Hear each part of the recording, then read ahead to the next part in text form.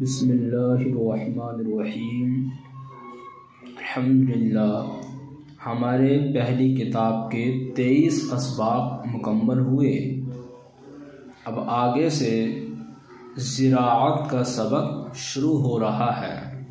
ज़िराअत यानी काश्तकारी, खेती बाड़ी, उसका बयान और उसका सबक यहाँ से शुरू हो रहा है। इंसान के लिए खेती और इसी तरह से अनाज की बहुत ज़्यादा ज़रूरत होती है। उसी एतबार से यहाँ पर ये असबाब गोया बयान किए गए हैं। ज़िराअत, खेत, ये जो मेंढों से घिरे हुए ज़मीन के क़ितवे तुम देखते हो, यही तो खेत हैं। मेंढों से खेत की हदबंदी और हिफाजत होती है।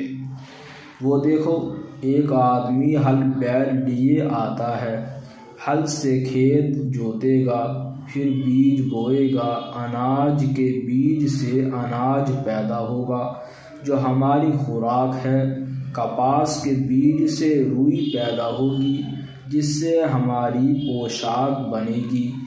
गन्ने के टुकड़े बोएगा तो ईख ऊख पैदा होगी, उसको कोल्हू में पेल कर रस निकालेंगे, रस को पका कर गुड़ और राब बनाएंगे, राब से शक्कर बनेगी, शक्कर से तरह तरह की मिठाइयाँ तैयार होंगी।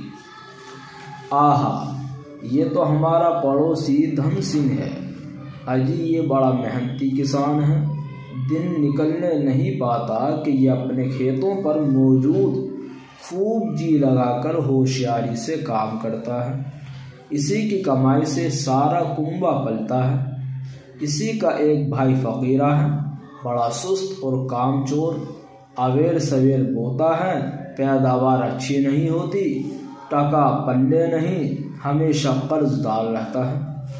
खेत क्यार के कामों को खेती बाड़ी काश्तकारी या ज़िराअत कहते हैं।